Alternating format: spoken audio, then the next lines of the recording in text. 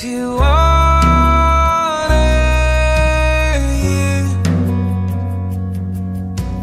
Lord, with all my heart I worship you.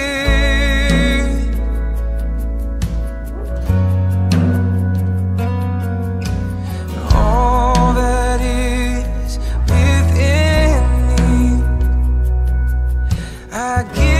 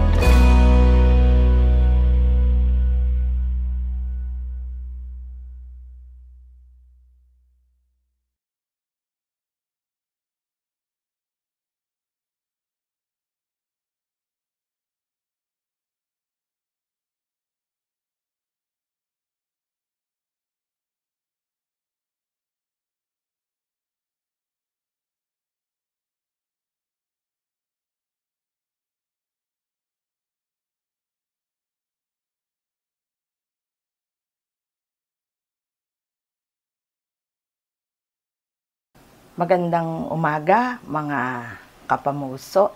Happy New Year po uli. Magsisimula na po ulit tayo sa panibagong regular prayer meeting starting po this week. At ngayon pong January, magkakaroon po ulit tayo ng series sa ating prayer meeting. Kagaya po nung last year, kung naalala nyo po, sinimulan ko po ang prayer meeting natin January din. Karoon din po tayo ng series. Naalala nyo pa po ba yung title natin last year? Yan. O diba, ang title po natin last year, Every New Year is a Blessing. So, ngayon naman pong taon na ito, ang magiging series naman po natin ay tungkol po sa setting priorities. No? Setting priorities this year. At ang magiging title po ng atin pong prayer meeting this January ay yung Not Number One, but Only One. Sounds familiar po ba kayo? Siguro, no, yung mga kaedadan ko, yung mga nakahenerasyon ko, maalala nyo yung famous line ni Sharon Cuneta, dito ko to kinuha, ano, yung sa kanilang pelikula ni Gabby Concepcion, no? Sabi niya ganun, ayoko nga ng number one. Gusto ko, only one. Ayan. Ano po bang kaibahan ng number one sa only one? Siyempre, pag sinabi natin number one, merong number two, may number three, and so forth. Pero pag sinabi mong only one, wala siyang, nag-iisa lang, walang number one, number two, wala. Siya lang talagang mag-isa. At sa ating pong pananaw, pagdating sa ating pagmamahal, paglilingkod sa ating Panginoon, dapat hindi siya number one. Dapat siya po yung ating only one. So, yun po yung ating pag-aaralan. Paano po ba natin mapapanatiling only one ang ating Panginoon sa ating mga priority? Tayo muna po ay manalangin. Salamat po, Panginoon, sa muli naming pagsisimula ng aming prayer meeting sa taon po na ito. Samahan mo po kami, Panginoon, sa aming paksang pag-uusapan. Tulungan mo po na aming pong mai-apply kung ano man po yung mga practical na bagay na dapat po namin gawin. Salamat po sa iyo. Ikaw po ang maparangalan. Ikaw po ang maitaas. Tulungan mo po kami sa lahat ng aming mga papag-uusapan. In Jesus' name, Amen. Ayan po. So, ang ating pong magiging text po sa loob po ng ating mga series ay kukunin po natin sa Luke chapter 14, verse 16 to 24. Bigay ko muna po yung background. Ano po? Meron pong isang may-ari ng bahay, mayaman po siya, tawag po sa kanya no Panginoon or Lord or Boss, no. At siya po ay naghanda ng bonggang-bongga at siya po ay nag-imbita ng maraming tao. So syempre, pag nag-imbita siya ng mga tao, meron siyang mga priority list, no, meron siyang kung sino yung mga gusto niyang imbitahin. So sobrang bongga ng kanyang handaan, siguro nagpalit yun, no. Binonggahan niya itsura ng kanyang bahay, ang dami niya sigurong sinet ng mga handa. Pero ang nakakalungkot, nung oras na po ng handaan, wala pong dumating sa mga inimbitahan niya. O, naalala niyo na po yung kwento. Ito po ay isang talinhaga ng Panginoong Hesus. Wala ni isa man sa mga inimbitahan niya po ang dumating. Kasi syempre, nagalit yung may-ari ng bahay. Sipin mo nga naman, gumastos siya ng husto, nag-prepare siya ng husto, excited siya, no? Pero walang pumunta sa mga inimbitahan niya. Kaya ang sinabi niya po, sige, imbitahin mo yung mga, kahit sino na lang diyan, yung mga nasa lansangan, yung mga pulubi, yung mga kalye, yung mga kanto boy, lahat, imbitahin mo. Para hindi masayang handa ko, at saka para masabi kung hindi lang silang importante. So, ganun po yung nangyari. Kaya, ang sabi po nung may-ari, sabi niya ganun, hindi naman sila ang nawalan. Ay, hindi naman ako yung nawalan. I mean, sabi nung boss pala, hindi akong nawalan, sila yung nawalan. Kasi hindi nila natanggap yung mga blessings, yung mga pagpapalang inihanda ko para sa kanila. So, ano po yung naging dahilan kung ba't hindi po nakapunta yung mga inimbitahan niya? May kanya-kanya silang dahilan eh. At yun po yung pag-uusapan natin. Sa ating part 1 po, ang ating pong title sa ating unang series natin ngayong week na ito, ay yung pong maging established muna ang buhay ko. Yun yung unang excuse, no? Yun yung unang-unang excuse noong inimbitahan. Nung siya ay inimbitahan, anong sabi niya sa verse 18? I have bought a piece of land. Teka muna, pakisabi na lang sa kanya, nakabili na kasi ako ng lupa. Ano pong kinalaman nun? Ano pong kinalaman nun mga kapamuso nung binili niyang lupa at hindi niya pinaunlakan yung imbitasyon? Kasi napakahalaga po talaga ng lupa. Noong panahon po nila, no, ang pinakamahalagang asset po ay talagang lupa. Pag may lupa sila, feeling po nila secured na sila.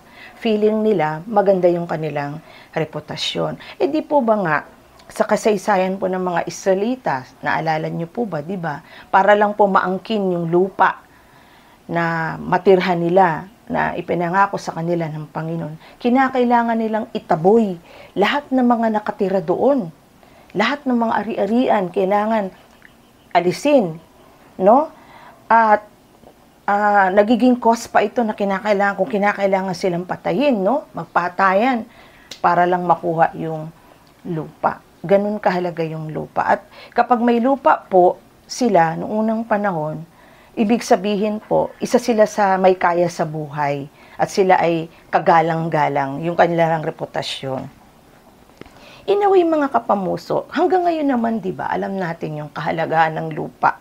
Sa katunayan nga, do, marami nagpapatayan sa lupa, no? Yung mga namamanang mga lupa ng mga anak kapag namatay na yung mga magulang. Naku, nasisira yung pagkakaibigan, nasisira yung pagiging magkakapatid para lang sa mga lupa. Marami tayong nabalitaan dyan, no?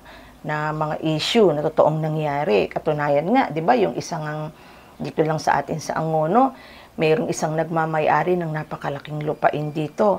Nung namatay yung mga may-ari, no, hindi ko na i-mention yung pangalan. Talagang nabalita na yung magkakapatid, talagang nagkaroon ng pag-aaway-away. So, totoo naman po yan na talagang napakahalaga ng lupa. Kasi ito yung sa lahat ng asset natin, ito yung hindi nag-depreciate ang value, hindi bumababa ang value. Pansinin natin, di ba, yung mga sasakyan, milyones yan. No? Yung mga cellphone, libo-libo yan.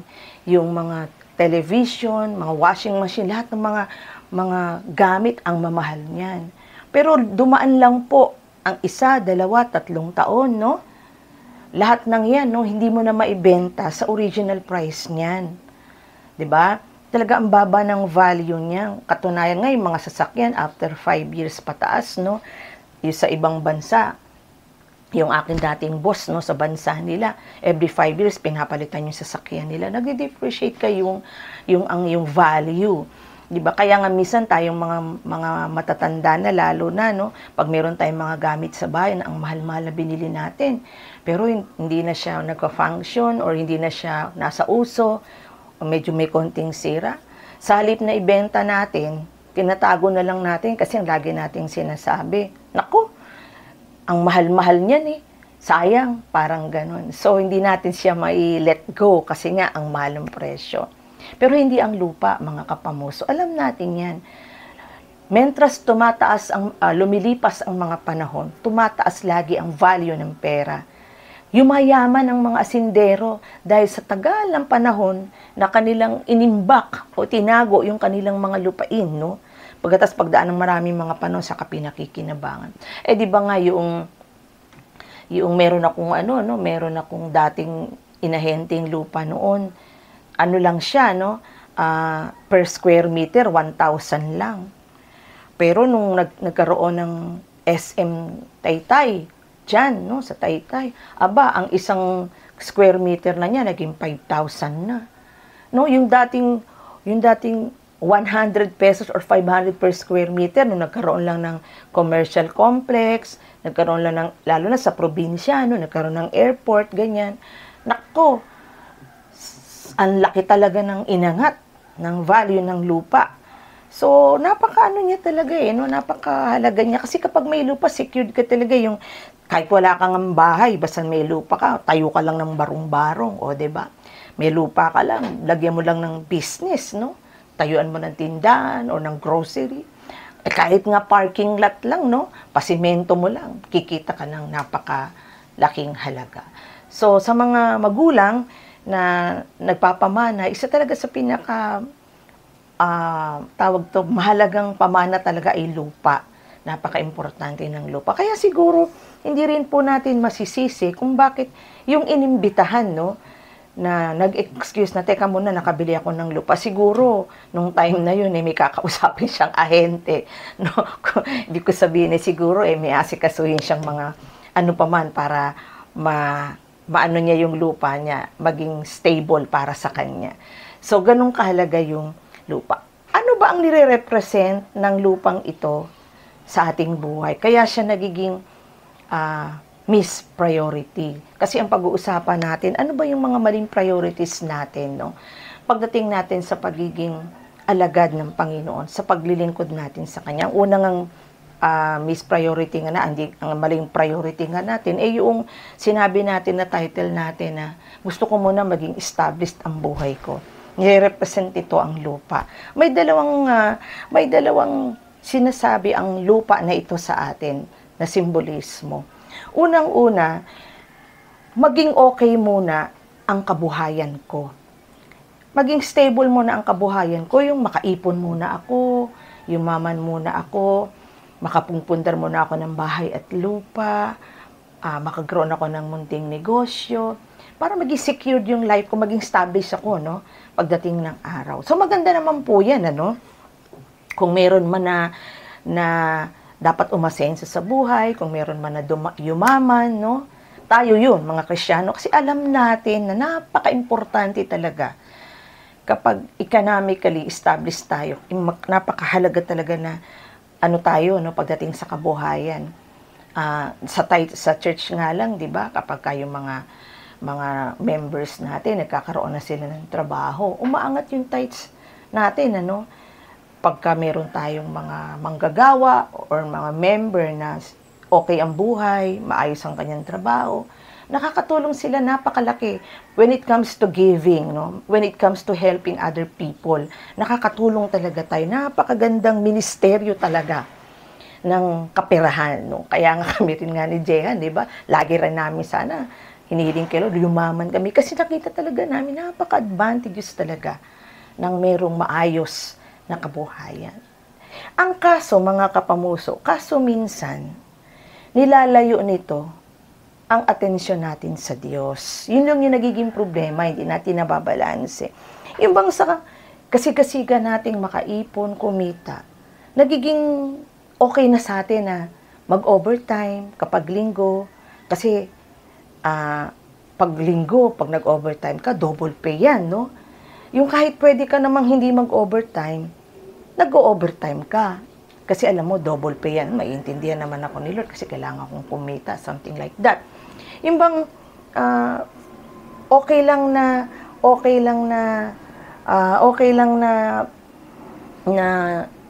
kumita ako ng kumita, okay lang na malate ako sa church, okay lang na hindi ako masyadong mag-commit muna sa ministry kasi mag-iipon pa ako, no? May trabaho ako, yung mga ganyan. So, ang nangyayari kasi tuloy, lagi natin ginagawang excuse na gusto ng Lord umasenso buhay ko. Gusto ng Lord mapakain ko ang pamilya ko ng maayos. Mabigay ko sa kanila yung mga pangangailangan nila. Magkaroon sila ng maayos na buhay. Mapaaral ko yung mga anak ko. Nagiging excuse natin yun na, which is tama din naman. Kaya lang ang problema kasi, yung focus natin ngayon, naiisang tabi na natin ang Panginoon. Hindi na natin naibibigay yung talagang oras at panahon natin talaga para sa Panginoon. Lalong-lalo na po yung pagdalo ng mga gawain kapag linggo. Lalong-lalo na po yung pagdalo ng mga gawain gaya ng mga prayer meeting, mga worship night, mga activities sa church na hindi naman siya araw-araw, no? At kaya naman ang oras natin. Pero dahil sa busy tayo sa kai-establish ng ating kabuhayan, ka-overtime, no? Hindi na natin nabibigyan siya ng oras. Alam niyo po yung ma-share ko lang po, meron po akong yung mag-asawang Poblete, si Elena at si Ador. So, no, ako po ay nagba-Bible study pa sa kanila. No, na-bless po ako ng husto, no, kay Ador. Alam niyo po si Ador, si Kuya Ador, ay hindi pala kuya, mas matanda pa pala ako doon, no? Kay Brother Ador, no. Napakatahibig po niyang tao. Ngingiti-ngiti lang yan pag nagba-Bible study kami. Pagdating nga sa testimony, pagpapatotoo si Elena pang nagpapatotoo para sa kanya. Soft-spoken kasi siya, no? Hindi talaga siya madaldal. Pero alam niyo po ba, sa loob ng isang taong pagba-Bible study ko, siguro mga 1 or 2 beses lang yung umabsent due to emergency reason. And mostly, kasi po yung oras ko ng Bible study ko sa kanila ay 2 o'clock. 2, 3, ganyan alanganin. At namamasada po siya. Pero alam niyo po mga kapamuso, pagka po oras ng araw ng Bible study namin, kung di ako nagkakamali, Miyerkules yata, no? Pag oras na ng Bible study namin, exactly 2 o'clock, dumarating po yan mula sa pamamasada. Gagawin niya po, kalagitnaan ng pamamasada niya, uuwi muna siya para umattend ng Bible study namin. Batas ng Bible study namin, kung kailangan niya mamasada, babalik siya uli.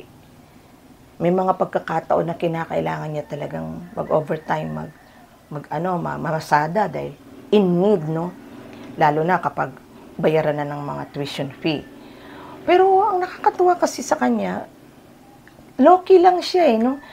Talagang andun talaga siya, uma-attend talaga siya. And kahit hanggang ngayon, pag Sunday, ang gagawin niya, lagi siyang nauna kay Elena, no? Tapos pagka babatiin ko siya sa umaga, asan si Elena? Andun mahuli, sabay na lang kay Judy. Sabi ko, bakit ikaw? Kasi galing pa ako sa pasada. Lagi niya sinasabi, galing pa siya sa pasada, hindi na siya umuwi ng bahay para hindi siya malate sa church. 'Di ba? Napaka-simpleng gesture, napaka-simpleng pananaw na hindi mo man siya tinatanong, pero sa kanyang isip, sa kanyang batang-batang pananampalataya, nakita niya yung kahalagaan ng paano ipaprioritize ang Lord mula sa kanyang kabuhayan.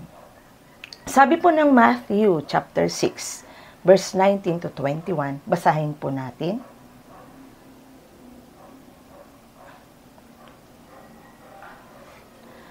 Ayan po. Di ba malinaw na sinasabi ng text. Sabi, kung nasaan daw ang puso mo, kung ano ang pagtingin mo sa mga material na bagay, yun din ang nilalaman ng puso mo. Sabi po nung Matthew 6, huwag kayong mag-impok. Hindi naman po literal na sinasabing hindi tayo dapat mag-ipon. Mga kapamuso, hindi po yung ibig sabihin nito, no?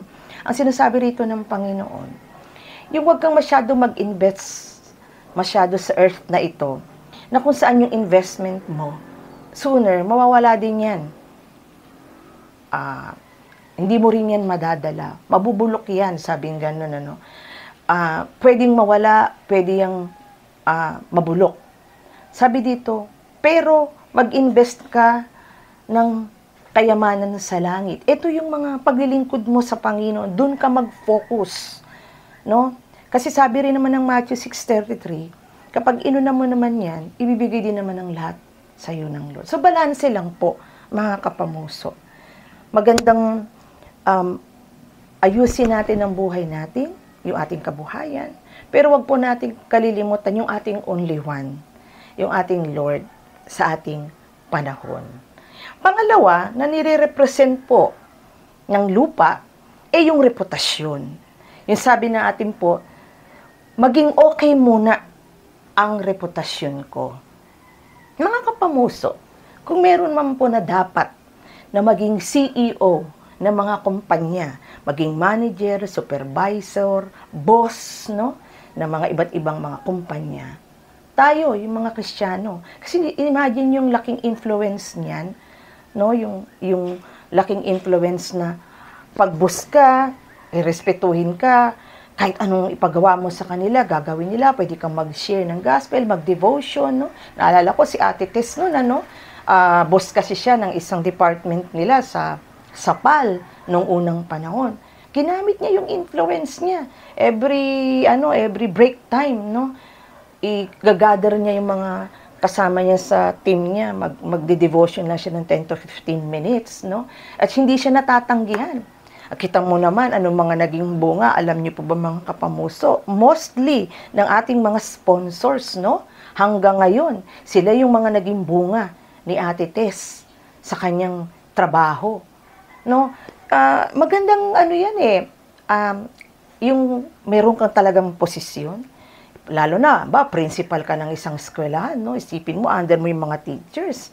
Pwede mo silang maigather. Kapag teacher ka, no? Naalala ko, nung teacher ako, no? Nung high school, ginagawa ko talaga, bago ako mag-lesson, no? Patatayuin ko sila, 5 minutes, binabasa ko yung daily bread. Tapos magpe-pray kami. Napakasimpleng mga strategies. Wala silang magagawa, makikinig sila sa'yo kasi may posisyon ka. Irespeto ka nila. No, kapag ikaw ay estudyanteng matalino, ang ganda ng record mo, no? Igagalang ka ng mga kaklase mo, igagalang ka ng mga teachers mo, madaling makapag-share. So in other words, maganda yung may reputasyon, maganda yung may titulo. Imagine nyo na lang kung meron tayong mga members na mga doktor, no,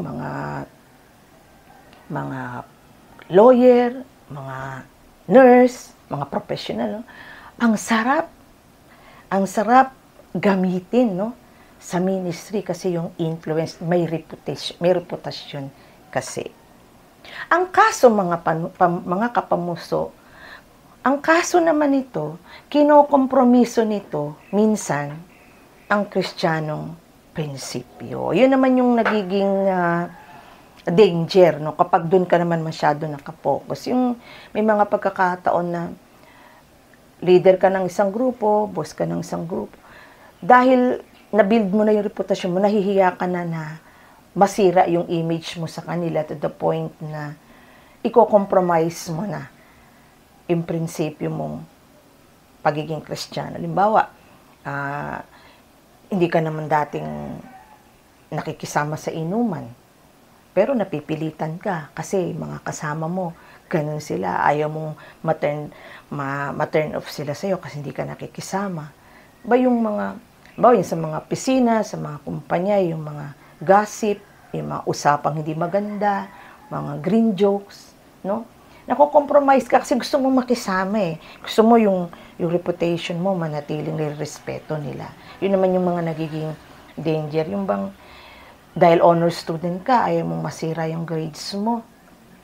To the point na sa sobrang kasigasigan mo na makakuha ka ng grades, talagang aaral ka ng aral to the point na hindi mo na nagiging priority. Okay na lang sa'yo, nalilate ka na ng pag-church, hindi ka na umati ng mga gawain sa church kasi nag-review kayo. Maganda naman yan eh, kaya lang maling gamit ng oras.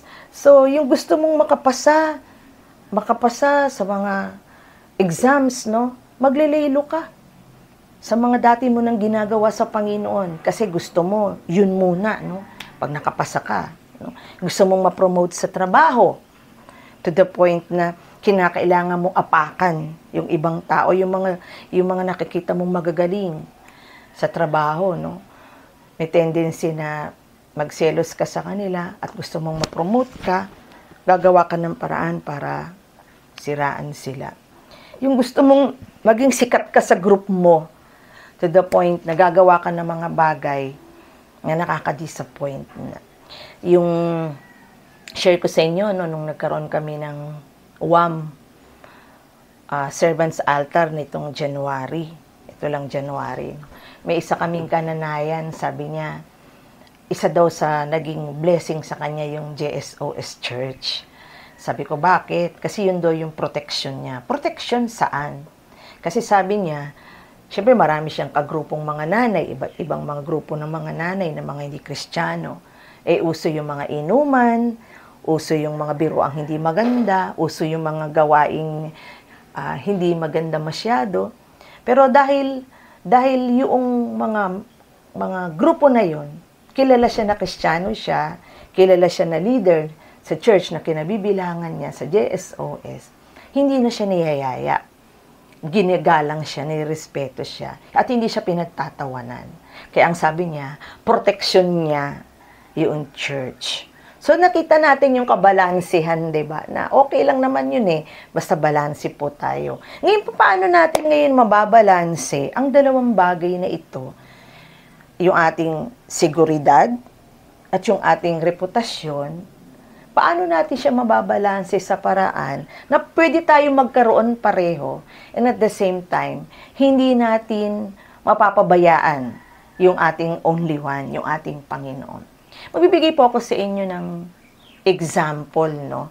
Ito siguro yung magiging closing illustration ko na, no?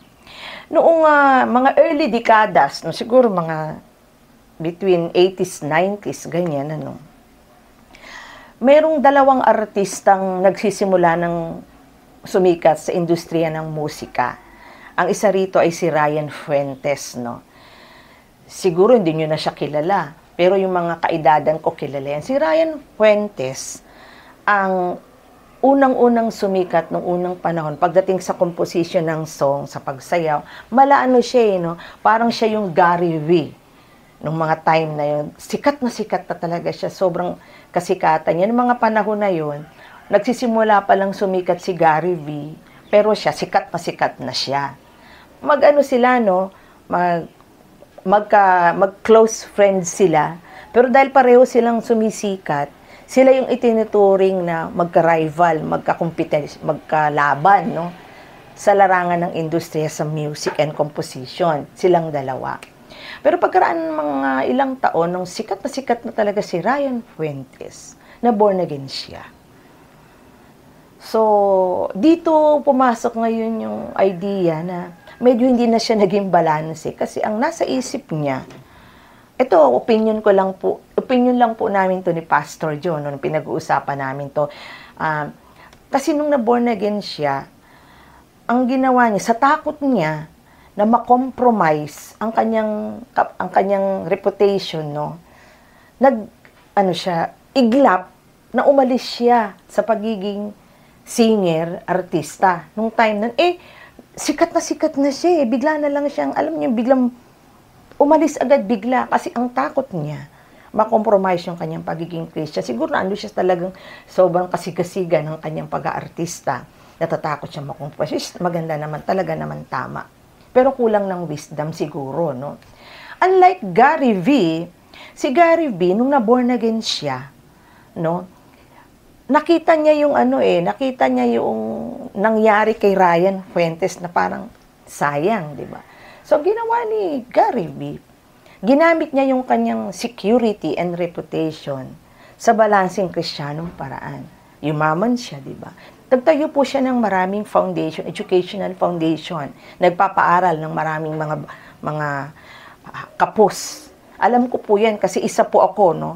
Naghanap ako ng scholarship grant para sa mga anak ko. Isa sila sa inaplayan ko. Yung nga lang, hindi nga pumasa kami.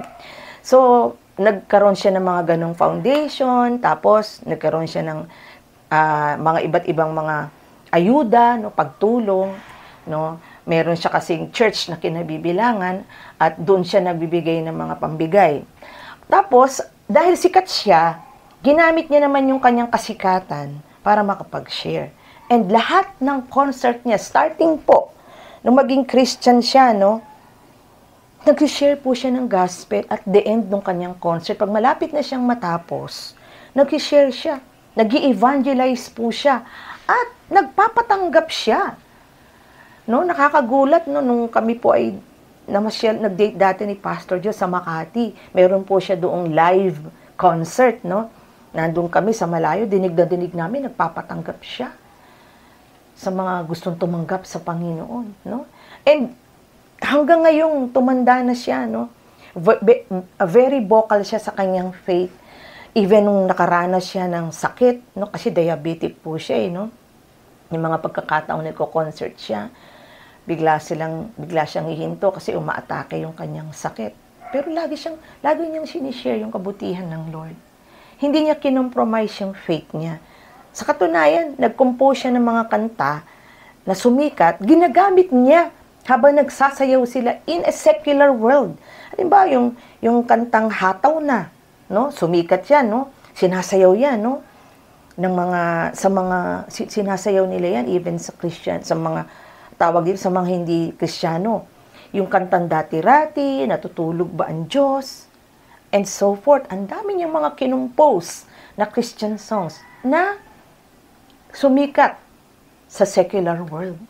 Hindi na compromise yung kanyang reputation. Ginamit niya yung kanyang kabuhayan, ginamit niya yung kanyang kasikatan para mas maparangalan ang ating Diyos. So mga kapamuso, okay na masenso ang buhay natin, maganda po yan, mag-establish yung buhay natin. Maging maganda ang ating kabuhayan, maging maganda yung ating dignidad, ating reputasyon. Gustong-gusto ng Panginoon yan.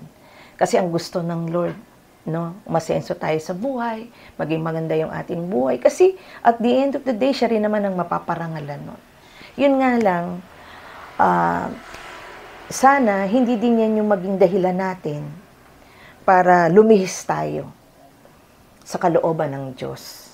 Hindi rin sana yung maging dahilan para mabawasan ang oras natin sa Panginoon. Kung ano tayo nung unang naglilingkod kay Lord, kung nung walang-wala tayo, walang-wala tayong kabuhayan, walang-wala tayong pangalan, walang-wala tayong dinadalang titulo, naglingkod tayo kay Lord ng tapat. The Lord is expecting from us, na mas maglilingkod tayo sa Kanya pag nagkaroon na tayo. Bakit? Kasi sa Kanya galing yun eh. Kaya niya tayo pinagpala. Kaya niya tayo binigyan ng magandang kabuhayan at magandang pangalan. Kasi ang gusto niya, bumalik tayo sa Kanya para lalong maglingkod. Siya yung ating only one. Manalangin po tayo. Salamat Panginoong Hesus sa amin pong devotion sa unang bahagi ng aming prayer meeting. Nagpapasalamat kami, Panginoon, sapagkat pinapaasenso mo kami sa buhay. Binibigyan mo kami ng maayos na reputasyon. Marami sa amin, mga estudyante, graduate, marami sa aming napopromote, nagkakaroon ng mga trabaho. Even yung mga walang mga trabaho pero ang gaganda ng kanilang reputasyon sa community. Ikaw ang lahat ng may gawa nito. Kaya tulungan mo kami, Panginoon, na maibalik namin ito sa iyo. Huwag mawawala yung aming panahon sa iyo. Huwag mawawala yung aming time na mag-devotion pa rin sa kabila ng kabisihan namin sa buhay. Huwag mawawala yung aming pagsimba sa iyo, pagsamba sa iyo tuwing linggo sa kabila ng aming kabisihan sa buhay. Kasi ang mga ganitong paglilingkod, Panginoon, ang lalong magpapatatag ng aming kabuhayan, ng aming dignidad, ng aming reputasyon. Salamat po sa iyo, Panginoon. Samahan mo po kami, Panginoon, sa mga darating pa naming pag-aaral. In Jesus' name, Amen.